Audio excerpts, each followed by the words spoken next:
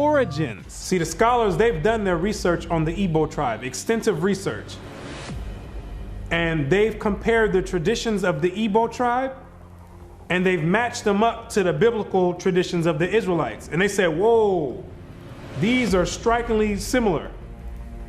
The only way that these people could be practicing the Hebraic faith this close is if they were the biblical Israelites themselves.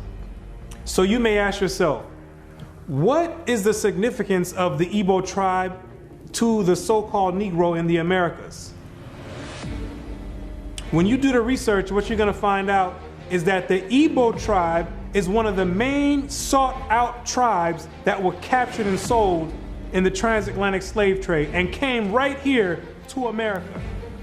The British were the major buyers before they banned their own slave traffic in 1807. They were replaced by the Portuguese and the Spanish for as long as the traffic continued here. The majority of the captives were speakers of Igbo dialects. You can hear me clearly, Rabbi. Let us have your name once more. My name is Rabbi Yehuda ben Shomer. Okay. Well, is it okay if we just call you Yehuda? Yeah, that's fine. Today?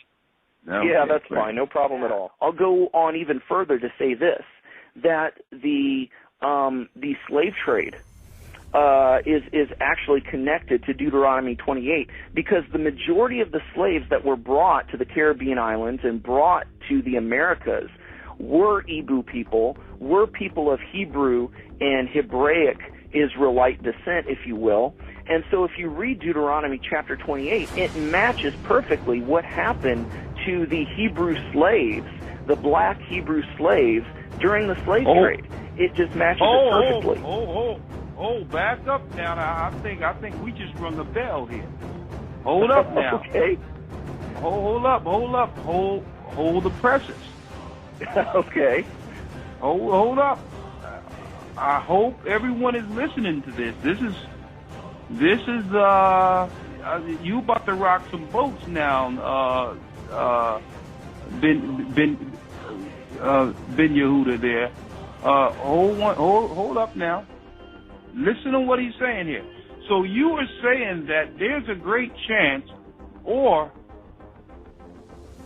more so, that the black people that links directly to the slave trade are from the lost tribes of Israel. Is that what you're saying here, sir?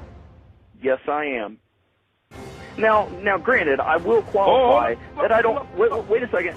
I don't believe that every single black person is Hebraic or Jewish, but I'm saying that the majority of the slaves involved in the slave trade were Hebrews.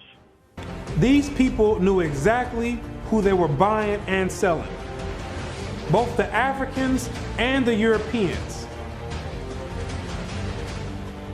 The Europeans, which are the Romans went after 70 AD, they went conquering, and they done hid themselves under different nationalities after they done conquered the native people that were in those lands in Europe.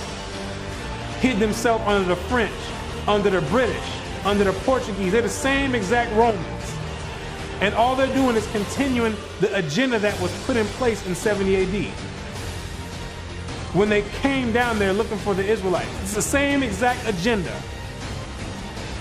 And carrying it forward to today.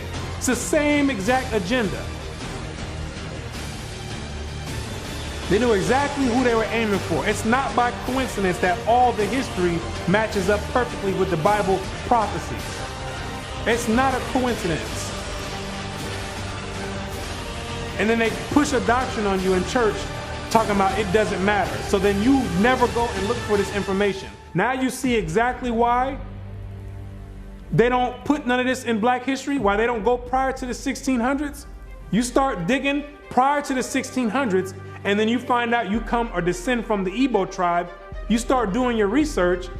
Well, let me find out a little bit more about this Igbo tribe.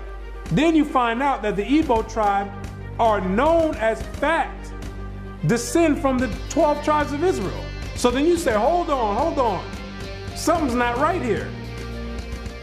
That's the exact reason why they don't go prior to the 1600s. You're not supposed to find out this information. They're supposed to keep renaming your nationalities every few years to cause confusion and to have you confused, not knowing who you are.